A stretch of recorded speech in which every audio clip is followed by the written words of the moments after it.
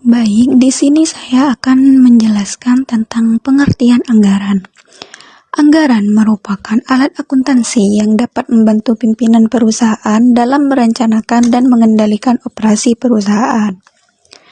Anggaran memperlihatkan bagaimana sumber daya yang diharapkan akan diperoleh dan dipaksa selama periode waktu tertentu. Anggaran juga digunakan untuk mengarahkan suatu kegiatan dan juga sebagai alat perbandingan dalam mengukur hasil pelaksanaan kegiatan sehingga proses pelaksanaan terkendali. Nah, di sini juga ada pengertian anggaran menurut para ahli.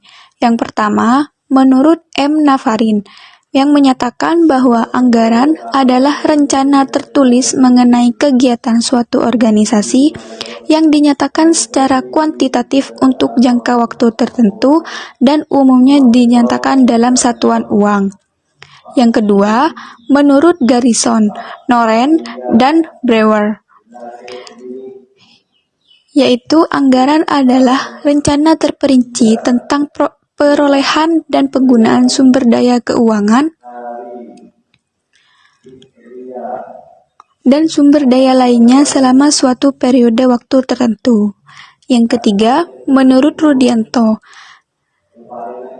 yang dalam bukunya yaitu anggaran adalah rencana kerja organisasi di masa mendatang yang diwujudkan dalam bentuk kuantitatif, formal, dan sistematis. Nah, dari beberapa definisi yang dikemukakan di atas, dapat disimpulkan bahwa anggaran merupakan rencana yang dilaksanakan oleh suatu organisasi untuk masa yang akan datang dalam jangka waktu tertentu dan dinyatakan dalam satuan uang. Selanjutnya yaitu peran penganggaran dalam perencanaan dan pengendalian. Penganggaran memegang peran penting dalam perencanaan dan pengendalian. Anggaran atau budget adalah ekspresi kuantitatif suatu rencana yang dinyatakan dalam satuan fisik atau keuangan ataupun keduanya. Perencanaan adalah proses mengidentifikasi tujuan dan tindakan yang diperlukan untuk mencapainya. Pengendalian adalah proses menetapkan standar, memperoleh umpan balik mengenai kinerja yang sesungguhnya, dan melakukan koreksi apabila kinerja yang sesungguhnya menyimpang dari rencana. Anggaran dapat digunakan untuk membandingkan hasil yang sesungguhnya dengan hasil yang direncanakan. Jika diperlukan, hasil perbandingan tersebut dapat digunakan untuk mengarahkan operasi agar kembali seperti yang direncanakan. Selanjutnya yaitu karakteristik dan tujuan anggaran. Menurut Indra Bastian, dalam bukunya yang berjudul Akuntansi Sektor Publik, karakteristik anggaran publik terdiri dari yang pertama, anggaran yang dinyatakan dalam satuan keuangan dan satuan non-keuangan. Yang kedua, anggaran yang umumnya mencakup jangka waktu tertentu, yaitu 1 atau beberapa tahun. Yang ketiga, anggaran yang berisi komitmen atau kesanggupan manajemen untuk mencapai sasaran yang ditetapkan. Yang keempat, usulan anggaran yang ditelaah dan disetujui oleh pihak berwenang yang lebih tinggi dari penyusunan anggaran. Yang kelima, anggaran yang telah disusun hanya dapat diubah dalam kondisi tertentu. Selanjutnya, yaitu tujuan anggaran menurut Nafarin. Yang pertama, digunakan sebagai landasan yuridis formal dalam memilih sumber dari investasi dana. Yang kedua, memberikan batasan atas jumlah dana yang dicari dan digunakan. Yang ketiga, merinci sumber dana yang dicari maupun jenis investasi dana sehingga dapat memudahkan pengawasan. Yang keempat, merasionalkan sumber dan investasi dana agar dapat mencapai hasil yang maksimal. Yang kelima, menyempurnakan rencana yang telah disusun karena dengan anggaran lebih jelas dan nyata terlihat. Yang keenam, menampung dan menganalisis serta memutuskan setiap usulan yang berkaitan dengan keuangan. Selanjutnya yaitu jenis-jenis anggaran yang dibagi menjadi 2, yaitu anggaran operasional dan anggaran keuangan. Anggaran operasional adalah rencana kerja perusahaan yang mencakup semua kegiatan utama perusahaan dalam memperoleh pendapatan di dalam suatu periode tertentu. Anggaran operasional dibagi menjadi 3, yaitu yang pertama, anggaran pendapatan. Anggaran pendapatan merupakan rencana yang dibuat perusahaan untuk memperoleh pendapatan pada kurun waktu tertentu. Yang kedua, anggaran biaya. Anggaran biaya merupakan rencana biaya yang akan dikeluarkan perusahaan untuk memperoleh pendapatan yang direncanakan. Anggaran biaya dikelompokkan menjadi 4. Yang pertama, anggaran biaya tenaga kerja langsung adalah rencana besarnya biaya yang dikeluarkan perusahaan untuk membayar biaya tenaga kerja yang terlibat secara langsung di dalam proses produksi dalam suatu periode tertentu di masa mendatang. Yang kedua, anggaran biaya overhead adalah rencana besarnya biaya produksi di luar biaya bahan baku dan biaya tenaga kerja langsung. Yang ketiga, anggaran biaya pemasaran adalah rencana tentang besarnya biaya distribusi yang akan dikeluarkan perusahaan untuk mendistribusikan produknya. Yang keempat, anggaran biaya administrasi dan umum adalah biaya yang direncanakan untuk operasi kantor administrasi di dalam suatu periode tertentu di masa mendatang. Selanjutnya, anggaran laba. Anggaran laba adalah besarnya laba yang ingin diperoleh perusahaan di dalam suatu periode tertentu di masa mendatang. Anggaran laba sebenarnya merupakan gabungan dari anggaran pendapatan dan anggaran biaya. Yang kedua, anggaran keuangan. Anggaran keuangan adalah anggaran yang berkaitan dengan rencana pendukung aktivitas operasi perusahaan. Anggaran ini tidak berkaitan langsung dengan aktivitas perusahaan untuk menghasilkan dan menjual produk perusahaan. Anggaran ini merupakan pendukung upaya perusahaan untuk menghasilkan dan menjual produk perusahaan. Anggaran keuangan dibagi menjadi 3. Yang pertama yaitu anggaran investasi, adalah rencana perusahaan untuk membeli barang-barang modal atau barang-barang yang dapat digunakan untuk menghasilkan produk perusahaan di masa mendatang dalam jangka panjang. Contohnya seperti pembelian dan pembangunan gedung kantor, bangunan pabrik, pembelian mesin, pembelian tanah, dan sebagainya. Yang kedua, anggaran kas adalah rencana aktivitas penerimaan dan pengeluaran kas perusahaan di dalam suatu periode tertentu. Yang ketiga, proyeksi neraca adalah kondisi keuangan yang diinginkan perusahaan di dalam suatu periode tertentu di masa mendatang.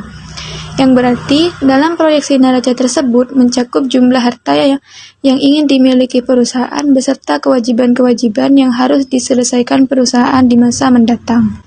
Selanjutnya yaitu fungsi dan manfaat anggaran.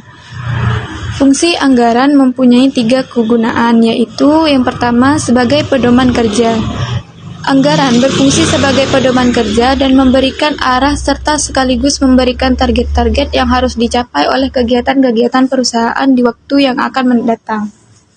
Yang kedua, sebagai alat pengkoordinasian kerja. Anggaran berfungsi sebagai alat pengkoordinasian kerja agar semua bagian-bagian yang terdapat dalam perusahaan menunjang, saling bekerja sama dengan baik untuk menuju ke sasaran yang telah ditetapkan. Dengan demikian, kelancaran jalannya perusahaan akan lebih terjamin. Yang ketiga, sebagai alat pengawasan kerja. Anggaran berfungsi juga sebagai alat tolak ukur, sebagai alat pembanding untuk menilai realisasi kegiatan perusahaan nanti. Dengan membandingkan apa yang terutang di dalam anggaran dengan apa yang dicapai oleh realisasi kerja perusahaan, dapat dinilai apakah telah sukses bekerja atau kurang. Selanjutnya, manfaat anggaran. Yang pertama, segala kegiatan dapat terarah pada pencapaian tujuan bersama. Yang kedua, dapat dipergunakan sebagai alat menilai kelebihan dan kekurangan pegawai. Yang ketiga, dapat memotivasi pegawai. Yang keempat, menimbulkan rasa tanggung jawab pada pegawai. Yang kelima, menghindari pemborosan dan pembayaran yang kurang perlu. Yang keenam, sumber daya seperti tenaga kerja, peralatan, dan dana yang dapat dimanfaatkan seefisien mungkin. Selanjutnya, pembuatan anggaran. Sistem pembuatan anggaran meliputi sistem anggaran induk konvensional atau tradisional, zero-based budgeting, serta planning, programming, and budgeting system. Macam-macam sistem pembuatan anggaran. Yang pertama, sistem anggaran induk tradisional. Sistem ini pada dasarnya merupakan sistem anggaran inkremental. Pembuatan anggaran induk sebagian besar didasarkan pada anggaran induk tahun sebelumnya. Hasil-hasil sesungguhnya yang dicapai tahun sebelumnya dan ekspektasi pada tahun yang akan datang menentukan apakah suatu unsur dalam anggaran induk akan ditambah atau dikurangi. Dalam anggaran induk konvensional, ketika manajemen menganggarkan biaya operasi, pusat pertanggungjawaban penekanan diberikan pada biaya input. Yang kedua, Zero Based Budgeting atau ZBB. Dalam sistem ZBB, manajer pusat pertanggungjawaban harus menjustifikasi setiap aktivitas yang direncanakan dan taksiran biayanya seolah aktivitas tersebut baru pertama kali dilakukan. ZBB dimulai dengan pembuatan daftar semua aktivitas atau program yang disebut paket keputusan oleh pusat-pusat pertanggungjawaban. Setiap paket keputusan diperingkat menurut arti pentingnya bagi manajer pusat pertanggungjawaban. Peringkat tersebut idealnya didasarkan pada kesesuaian tujuan paket keputusan dengan tujuan perusahaan secara keseluruhan. Dan yang ketiga, Planning, Programming, and Budgeting System atau PPBS. PPBS ini lebih mirip dengan ZBB dibandingkan anggaran induk konvensional. Setiap program, perencanaan, dan penganggaran lebih fokus pada output organisasi.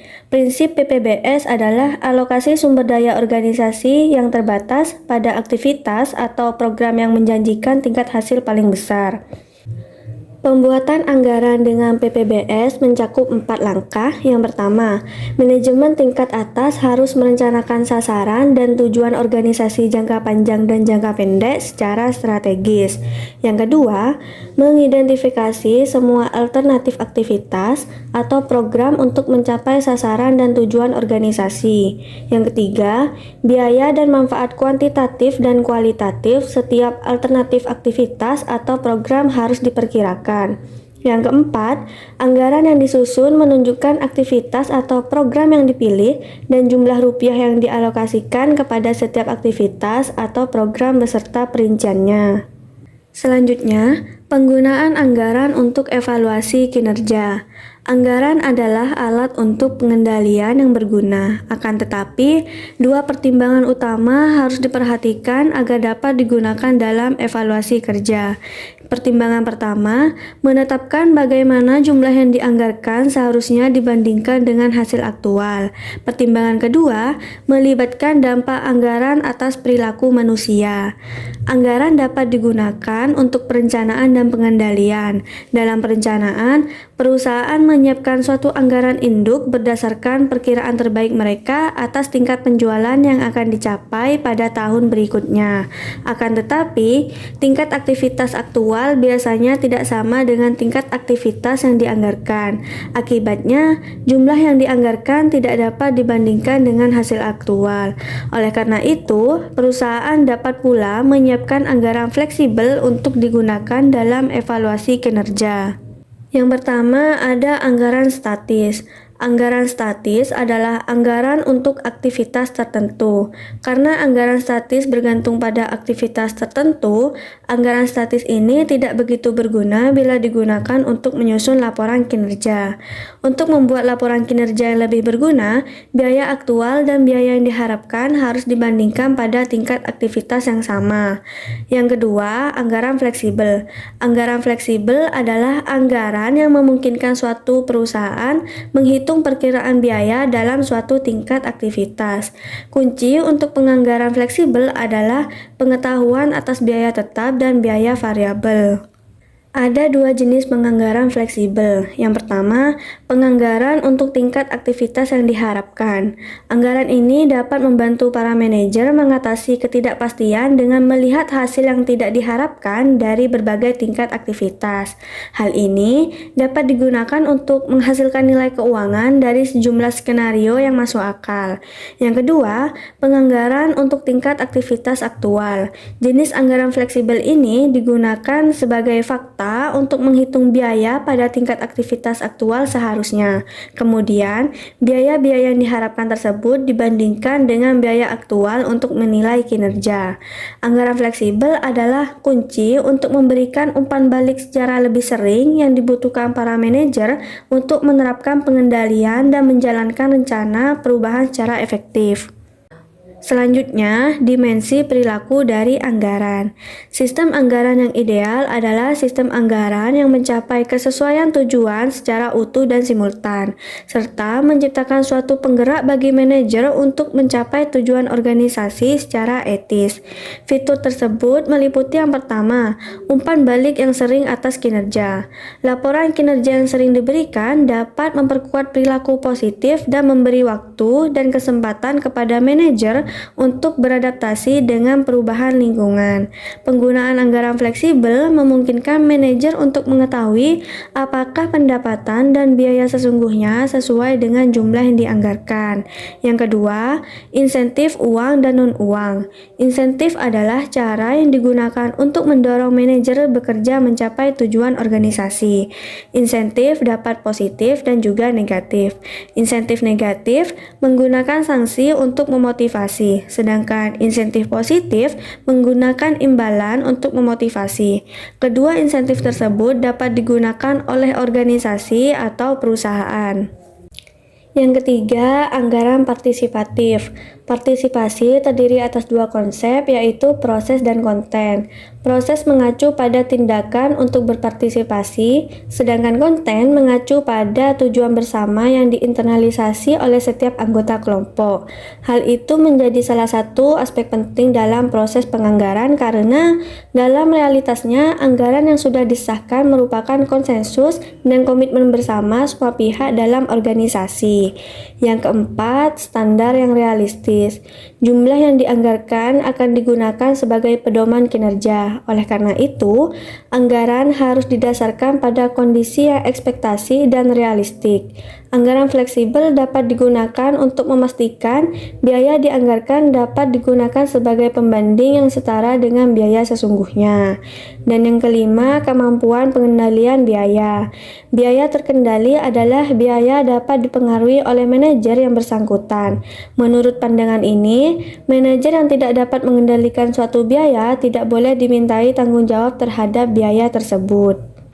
Yang keenam, berbagai ukuran kinerja. Organisasi sering melakukan kesalahan menggunakan anggaran sebagai satu-satunya ukuran kinerja manajer. Penekanan yang berlebihan terhadap ukuran ini dapat mendorong perilaku disfungsional yang disebut rabun jauh. Perilaku rabun jauh terjadi jika seorang manajer mengambil tindakan yang meningkatkan kinerja anggaran dalam jangka pendek, tetapi dalam jangka panjang itu berpengaruh buruk terhadap perusahaan.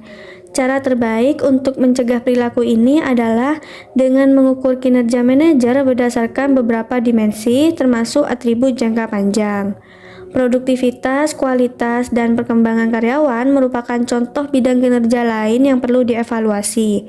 Ukuran kinerja keuangan penting, tetapi penekanan yang berlebihan terhadap ukuran tersebut dapat kontraproduktif.